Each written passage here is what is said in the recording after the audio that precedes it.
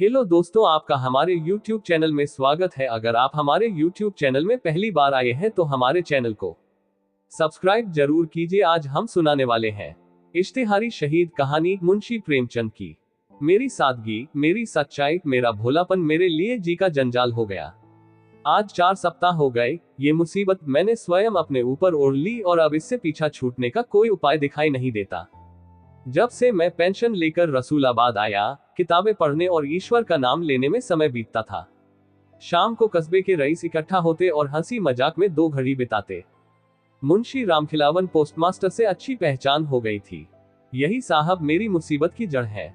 जब मैं पहले पहल यहाँ आया था तो मुंशी जी के सिर पर थोड़ा सा गंजापन था। आपके किसी दोस्त ने प्रेरित करके लाहौर के प्रसिद्ध दवाखाने इंडियन मेडिकल हॉल की बाल उगाने वाली दवा की शीशी मंगवा दी। यद्यपि आप पूर्णतया सहमत नहीं थे और संकोच से यही कहते थे कि अब इस अवस्था में गंजेपन की क्या चिंता करूं, तथापि 1 सप्ताह पश्चात ही 3.5 रुपये की पी 8 टपकी और मुंशी जी ने अपने दोस्त की बात रखने को छुटा ली। कुछ महीनों के इस्तेमाल के बाद प्रभु कृपा से आपके सिर पर बाल उगाए। अब पोस्टमास्टर साहब इस दवा को बड़ी इज्जत की दृष्टि से देखने लगे और लोक कल्याण के लिए हर छोटे बड़े से इसकी चर्चा करने लगे। कोई आदमी एक पोस्ट कार्ड लेने गया तो आपने दवा की प्रशंसा का पोथा ही खोल लिया। अब वह बेचारा दुहाई दे रहा है कि आज तक मेरे खानदान में कोई गंजा नहीं हुआ और मुझे इस दवा की कभी आवश्यकता नहीं पड़ेगी, लेकिन आप आग्रह कर रहे हैं कि भाई सुन तो लो। न पैसे लौटाते हैं न पोस्ट कार्ड ही देते हैं। खैर, ये तो आए दिन की बातें हैं। अब मेरा किस्सा सुनिए। एक दिन आप मुझसे कहने लगे कि न्याय की मांग है कि इस दवाखाने को एक सर्टिफिकेट दिया जाए। क्योंकि मेरा अनुभव व्यापक था और मैंने लंबे समय तक तहसीलदार के पद पर अत्यंत कुशलता के साथ कार्य किया था, इसलिए वे इस सर्टिफिकेट को प्रमाणित कराने के लिए मेरे पास आए। मैंने भी इसे एक महत्वहीन बात समझकर पूरा घटनाक्रम लिखकर उसके अंत में अपने हस्ताक्षर कर दिए। बस मानो उसी दिन से एक नई बला मेरे सिर पर आन गिरी। अफसोस है, कैसी मनहूस घड़ी थी कि मैं आज तक इसके लिए पछता रहा हूँ। सर्टिफिकेट पहुंचते ही दवाखाने ने उसे लाहौर के सभी 2 पैसे वाले अखबारों में मोटे मोटे अक्षरों में छपवा दिया और जुल्म ये किया कि उसके साथ साथ मेरा पता भी दे दिया। बस साहब, मैं भी उसी दिन से इश्तिहारबाजी को मानने लगा। कारखाने के मैनेजर साहब का धन्यवाद का एक लंबा पत्र आया जिसमें उन्होंने मुझसे ये पूछा था कि मैं उनकी अन्य अनुभूत दवाइयों के सर्टिफिकेट देने के लिए क्या लूंगा। उनकी तैयार की हुई एक हाजमे की गोली थी। आपने मुझे एक धनराशि भेंट करने का आश्वासन दिया यदि मैं ये लिखकर दे दूं कि मेरे दोस्त का बिल्कुल सड़ा हुआ पेट इससे ठीक हो गया। यदि मैं ये लिख दूं कि उनका मोम का तेल गठिया की रामबाण औषधि है तो वे मेरे साथ हर प्रकार का व्यवहार करने को तत्पर थे। जिस प्रकार मैनेजर साहब ने लिखा था उससे ऐसा लगता था कि यदि मैं ये लिख दूं कि उनका मंजन प्रयोग करने से एक बुढ़िया के 18 वर्ष से गिरे हुए दांत पुनः निकल आए हैं तो वे मुझे अपने कारखाने का साझीदार ही बना लेंगे। वे इसे मेरा कर्तव्य समझते हैं कि मैं उनके केशरंजन की 1 दर्जन शीशियां अपने आत्मीय मित्रों को प्रयोग कराकर उन्हें इसके लाभ की सूचना दूं। लेकिन मुझे इन सब सेवाओं से क्षमा मांगनी पड़ी। केवल यही नहीं, दूसरे दवा विक्रेताओं ने भी मुझ पर कृपा की। मोहम्मद अफजल एंड सन्स ने बाल उगाने के पाउडर की 6 पुड़ियां मेरे पास इसलिए भेजी कि यदि मेरे कुछ और दोस्त गंजे हों तो वे इस दवा का प्रयोग करके देखें, 2 सप्ताह में ही उनके बाल उगाएंगे। स्वदेशी केमिकल वर्क्स ने रजिस्टर्ड ट्रेडमार्क वाली गोलियां पेड पार्सल के द्वारा भेजी और बहुत अनुरोध किया कि मैं उनका प्रयोग करूं। भगवान न करे, यदि पोस्टमास्टर साहब के बाल फिर कभी गिर जाएं तो इसके प्रयोग से बिना बरसात की प्रतीक्षा किए बाल पुनः उगाएंगे और फिर कभी नहीं गिरेंगे। इस दावे के प्रमाण स्वरूप 100 रुपये का वांछित पुरस्कार भी लिफाफे में साथ ही भेजा गया था और इसके अतिरिक्त और बहुत से छपे हुए सर्टिफिकेट भी साथ में थे। एक रेलवे पार्सल में बहुत से इश्तिहार और दीवारों पर चिपकाए जाने वाले 600 पोस्टर अलग से आए। इन सब बातों से पता चला कि श्रीमान जी ने मुझे अपना ऑनरेरी एजेंट समझ लिया है। जरा यह उदारता तो देखिए, आपने मेरे माध्यम से जाने वाले ऑर्डर पर उचित कमीशन का भी वादा कर लिया। 50 वर्ष से बालों के संबंध में हर प्रकार का कार्य करने वाली बाल जिया कंपनी ने भी अपने तेल की 1 दर्जन नमूने की शीशियां भेजी जिनसे मेरे दोस्तों के बाल थोड़े समय में ही निकल आए। वैदिक प्रचारक कंपनी जालंधर के एजेंट स्वयं कष्ट उठाकर मुझसे मिलने आए और अपनी दवा की 6 डिब्बियां दे गए कि मेरे दोस्तों तथा परिचितों में जो गंजे शेष रह गए हों उन पर इस दवा का प्रयोग कर देखा जाए। मतलब ये कि मैं इन कृपाओं से इतना परेशान हुआ कि मैंने लाहौर के दैनिक अखबारों में छपवा दिया कि अब मेरे कोई दोस्त गंजे शेष नहीं रहे और इसलिए अब कोई साहब अपनी मूल्यवान दवाइयां मेरे पास परीक्षा के लिए भेजने का कष्ट न करे। लेकिन इस पर भी मुझे छुटकारा न मिला। वास्तव में जितने प्रकार के पत्र मेरे पास आए, यदि मैं उन सब की नकल करूं तो एक भारी भरकम किताब तैयार हो जाए। मैं विश्वास के साथ कह सकता हूं कि जिस दिन से पोस्टमास्टर साहब के गंजेपन के अनुभव अखबारों में प्रकाशित हुए, तब से इस कस्बे की डाक चौगुनी हो गई है। कन्याकुमारी से लेकर हिमालय तक का कोई भी गंजा न बचा होगा जिसने पोस्टमास्टर साहब के गंजेपन और स्वदेशी मेडिकल हाल की दवा के संबंध में मुझे कम से कम 2 पत्र न लिखे हों। उन हजारों पत्रों से मुझे गरजों का ऐसा अनुभव हुआ है कि यदि किसी समय गरजों पर कमीशन बैठा तो मुझे विश्वास है कि वह मेरी ही अध्यक्षता में बनेगा। एक सज्जन ने बहुत प्रेम प्रदर्शन के पश्चात जिज्ञासा की कि क्या पोस्टमास्टर साहब जन्मजात गंजे थे। दूसरे सज्जन जानना चाहते थे कि क्या उनका गंजापन वंश परंपरा से चला आता था, और यदि ऐसा था तो वह उन्हें दादा या नाना किसकी ओर से उत्तराधिकार में मिला, और यह कि उनके खानदान की महिलाओं में तो गंजापन नहीं होता। एक अंग्रेज डॉक्टर कलकत्ता में बालों के संबंध में प्रयोग कर रहे थे। उन्होंने अंग्रेजी में एक चिट्ठी लिख भेजी जिसमें सिर का एक नक्शा भी बना हुआ था। पोस्टमास्टर साहब के जो बाल गिर गए थे, उस नक्शे में उन्हें पूरे करने का निवेदन था। गंजेपन के स्थान के किनारे पर कितने बाल छोटे होकर रह गए थे, प्रतिदिन कितने बाल गिरा करते थे, और कितने बाल बीच से टूटे थे। ये डॉक्टर साहब बालों के संबंध में एक पुस्तिका लिख रहे थे। उसके लिए उन्हें इस प्रकार की जानकारियों की अत्यधिक आवश्यकता थी। यदि मैं उनके उत्तर लिखने का प्रयास करता तो अवश्यंभावी था कि मेरे परिजनों को उपचार हेतु मुझे आगरा के लिए चलता करना पड़ता। जिला झांसी से एक सज्जन ने पूछा कि क्या ये वही मुंशी रामखिलावन है जो उनके कस्बे में सन 1899 में पार्सल बाबू थे, उनके भी गंजापन था। और यदि ये वही सज्जन हो तो अभी तक उनके जिम्मे बकाया 15 दिन का मकान का किराया, जो कि ₹1.25 के हिसाब से 10 आने होता है, वसूल करके डाक द्वारा या दस्ती भेज दूं। बनारस से एक सज्जन ने पूछा कि इन मुंशी जी के नाखून भी थे या नहीं। यदि नहीं थे तो बालों के साथ साथ नाखून भी निकले या नहीं।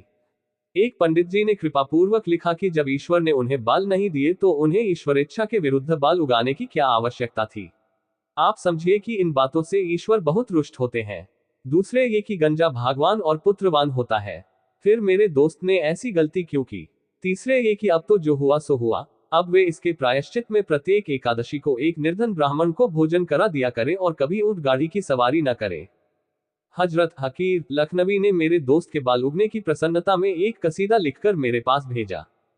हजरत नूर ने गंजेपन के हकीम से पूछा कि क्या जले हुए सिर पर भी पुनः बाल निकल सकते हैं। पटना के एक सज्जन ने तो हद ही कर दी। आपने अपने विवाह का छपा हुआ निमंत्रण पत्र और जन्म पत्री ही भेज दी। अजीमाबाद से एक हकीम साहब ने लिखा कि यदि मैं 2000 रुपये उनके पास अमानत के रूप में जमा कर दूं तो वे अपनी अनुभूत दवाइयों के इश्तिहार दें और नफे में भागीदार बनाएं।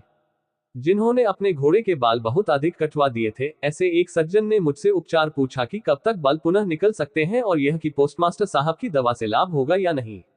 डिप्टी झमक लाल साहब ने पूछा कि उनकी कुतिया के बाल गर्मी में गिर जाते हैं और जानवरों पर इस दवा का क्या प्रभाव होता है। एक सज्जन का बच्चा गलती से इस दवा को पी गया और इसलिए उन्होंने मुझसे ये पूछा कि बच्चे के पेट के अंदर तो बाल नहीं निकलेंगे और उसका दम तो नहीं घुटने लगेगा। उन्होंने मुझसे सलाह भी मांगी कि यदि उसे बालसफा की एक शीशी पिला दे तो कैसा रहे, ताकि बाल निकलने के साथ साथ ही साफ भी होते चले। कम मूछों वाले जवानों के 1342 पत्र आए जिन्होंने ये पूछा कि क्या इस दवा से उनकी मूछें बढ़ जाएंगी। एक सज्जन को मूछों की कमी के कारण पुलिस का एक पद नहीं मिलता था। उन्होंने बहुत अनुनय विनय की कि जैसे भी संभव हो उनकी मूछों के लिए किसी भी मूल्य की कोई दवा देखकर भेज दी जाए। कई हजार नौजवानों ने पूछा कि क्या इस दवा के प्रयोग से उनकी पत्नियों के बाल कमर तक पहुंच सकते हैं। दूर दूर के स्थानों से हजारों आदमी मुझसे मिलने और मेरी राय मांगने आए। सच पूछिए तो उन सभी ने मेरी बोलती बंद कर दी। खाना पीना, उठना बैठना, मेल जोल, स्नान ध्यान सब हराम हो गया। मतलब यह है कि जिस समय देखिए कोई न कोई सज्जन आए डटे बैठे हैं। जहां कहीं बाहर जाता वहां भी ये बला मेरे साथ साथ ही रहती। एक बार की बात है कि मैं एक आत्मीय के विवाह में एक दूसरे शहर में गया। वहां भी सारे शहर के गंजे मेरे दर्शनों को आए। एक सज्जन ने तार देकर मुझसे पूछा कि क्या मुंशी रामखिलावन साहब दवा का प्रयोग करने से पहले सुबह शाम दोनों समय अपना सिर पानी से धोया करते थे, और यह कि वे दवा की मालिश किसी नौकर से कराते थे या स्वयं करते थे। एक दिन मैं हजामत बनवा रहा था। मेरी नाक पकड़े हुए नाई उस्तरा साफ कर रहा था कि एक सज्जन दौड़ते हुए आए। पता चला कि आप स्नान कर रहे थे कि आपके सिर के 2 बाल हाथ में आ गए। बस फिर क्या था, उस समय से ही खाना पीना सब हराम है और इस होने वाले गंजेपन के भय से दुखी है। और मुझसे उपचार पूछने के लिए लगभग 200 मील से आ उपस्थित हुए और मुझे हकीम का विरुद्ध दे दिया। एक बार मुझे सूचना मिली कि किसी समय मुझ पर बहुत कृपालु रहे जौनपुर के कमिश्नर मिस्टर एडम्स साहब बहादुर शाम की गाड़ी से मेरे कस्बे के स्टेशन से होते हुए जा रहे हैं। मुझे उनकी कृपाएं याद थी और भैया के संबंध में भी स्मरण कराना था, इसलिए मैं उनसे भेंट करने स्टेशन को गया। रेल पर लोगों ने मेरी खुशबू सूंघ ली। फिर क्या था, सैकड़ों यात्रियों ने मुझे घेर लिया। कोई सज्जन कुछ पूछते हैं, कोई सज्जन कुछ, और मुझे साहब से भेंट नहीं करने देते। इस बखेड़े से मेरा पूरा उद्देश्य, जिसके लिए मैं इतनी दूर से आया था, व्यर्थ हो गया और मैं दांत पीस कर रह गया। हाय, मैंने कैसे बुरे समय में सर्टिफिकेट को प्रमाणित किया था कि यह बला किसी क्षण भी पीछा नहीं छोड़ती। किसी समय मैं घर से बाहर निकला। कोई सज्जन पूछ रहे हैं कि हजरत, बालों के लिए पगड़ी बांधना लाभदायक है या टोपी पहनना, और टोपियों में कौन सी टोपी को वरीयता दी जाए। यदि कोई व्यक्ति तुर्की टोपी पहनने का अभ्यस्त हो और फिर एकदम बिना सूचना के फेल्ट कैप पहनने लगे तो उसके बाल गिरने लगे। यदि मोटे कपड़े की टोपी पहनने वाला महीन कपड़े की टोपी पहनने लगे तो इसमें किसी प्रकार के भय की तो बात नहीं है। एक सज्जन रात को 2 बजे की गाड़ी से जाने वाले थे। स्टेशन जाते समय मेरे मकान से गुजरे। मुझे जगाया, मैं बाहर आया। दुआ सलाम के बाद आपने पूछा कि रेल की यात्रा में रात के समय टोपी पहने रहे या उतार कर रख दे। इसके पश्चात कहा कि मैं उनकी टोपी को तोलकर देख लूं कि वह उनके दिमाग के लिए भारी तो नहीं है, क्योंकि आपको स्मरण होता है कि कभी किसी अखबार में आपने टोपी के वजन और स्मरण शक्ति के संबंध में कुछ पढ़ा या सुना था। आपने ये भी कहा कि मेरी टोपी में ऊपर की ओर छेद नहीं है और अब नए प्रकार की टोपियां आई हैं जिनमें छेद होते हैं, इसलिए मैं भी अपनी टोपी में छेद कर लूं या लखनऊ के प्रसिद्ध टोपी वाले मियां नसफुद्दीन से छेद करा लूं। मैं आश्चर्यचकित था कि क्या उत्तर दूं।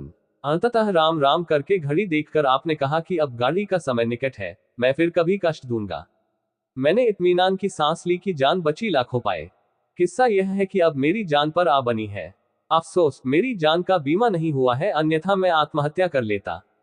अब तो जान देने में पेंशन की चिंता होती है। मैंने 34.5 साल बहुत सख्त अधिकारियों की देखरेख में काम किया है, बहुत से मोर्चे जीत चुका हूं, लेकिन ये बला सिर से किसी प्रकार भी टाले नहीं टलती। आह, मेरी भलमनसाहत मेरे गले पड़ी और अब मेरी जान संकट में है। ये मुसीबत अब बिल्कुल असहनीय है। मैंने नौकरों को बार बार समझाकर कहा और बर्खास्त कर देने की भी धमकी दी कि प्रत्येक व्यक्ति से पहले काम पूछ ले तभी मुझे उसकी सूचना दे, और यदि उसके गंजापन हो या बालों की चर्चा करे तो उसे किसी मूल्य पर भी मकान में न घुसने दे, चाहे वह कितना ही आत्मीय क्यों न हो। लेकिन उस दिन जब मैं बैठक में आया तो एक सज्जन 1 घंटे से डटे हुए बैठे मिले। आपने बहुत सम्मान के साथ प्रणाम किया। मेरा माथा ठनका, लेकिन मुझे चाहे अनचाहे बैठना पड़ा। अब श्रीमान उठे और सब दरवाजे और खिड़कियां बंद करके धीरे से बोले कि कोई सुनता तो न होगा। मैं घबराया कि यह व्यक्ति अवश्य ही मेरी हत्या करने आया है। मैं भी अपनी जान से ऊब चला था, फिर भी मैंने ये कहना आवश्यक समझा कि भाई ठहर जाओ, मैं अपने वसीयतनामे पर हस्ताक्षर कर लूं। इसके उत्तर में उसने अपनी टोपी मेरे पैरों में रख दी और मुझसे वादा करा लिया कि मैं उसके किस्से की चर्चा किसी से न करूं। इस शपथ सौगंध के पश्चात उसने अपने सिर से नकली बाल उतार डाले और तब मुझे पता चला कि उसके सिर पर एक भी बाल नहीं था। वह कहने लगा कि इन नकली बालों से उसे बहुत कष्ट होता है, लेकिन नौकरी के कारण ये ढूंढ बनाया है और उपचार के लिए आपकी सलाह लेने आया हूं। उसने अपनी जेब से एक आतशी शीशा निकालकर मुझे दिया, 2 रुपये भी भेंट किए और कहा कि इस दूरबीन से मेरा सिर देखकर बताए कि कहीं यह असाध्य तो नहीं है। मैंने उसको मुंशी रामखिलावन के पास भेजा और इस प्रकार इस अटल बला को अपने सिर से टाला। अब श्रीमान, मुझको अफसोस के अतिरिक्त अपने भाग्य पर रोना आता है। ईश्वर की सौगंध, अब कभी मुझसे ऐसी गलती नहीं होगी। मैं अपनी वसीयत में शर्त लगा जाऊंगा कि मेरे कुनबे में कभी कोई व्यक्ति किसी भी दवा को प्रमाणित न करे, अन्यथा ब्रह्मज्ञानी मित्र इस ईश्वर के बंदे को भी पागल बना देंगे। अब चाहे स्वयं हजरत ईसा मसीह ही क्यों न कहें, लेकिन इस पापी से पुनः इसे प्रमाणित करने की गलती नहीं होगी। जिस मुसीबत में मैं स्वयं अपनी मूर्खता से आ फंसा हूं, उसे मैं मात्र लोक कल्याण की दृष्टि से सार्वजनिक कर रहा हूं, ताकि देश के अन्य निर्दोष व्यक्ति इस बला से सुरक्षित रहें। पोस्टमास्टर साहब और दवा विक्रेताओं को मैं इसके अतिरिक्त और क्या कहूं कि भगवान भला करे। शेष कृपा। साहित्य इतिहास साक्षी है कि जब जब किसी रचनाकार पर लेखकीय प्रतिबंध आरोपित हुए हैं, तब तब छद्म लेखकीय नामों के अंतर्गत रचनाएं प्रकाशित कराने में संकोच नहीं किया गया। प्रेमचंद का एक छद्म नाम ऐसा भी है जिसके अंतर्गत उनकी प्रथम रचना उस समय प्रकाशित हुई जब प्रेमचंद के नाम की धूम मची हुई थी। ये छद्म नाम है बंबूक, और इस नाम के अंतर्गत उनकी प्रथम कहानी जमाना के अप्रैल मई 1915 के संयुक्तांक में इश्तिहारी शहीद शीर्षक से प्रकाशित हुई थी।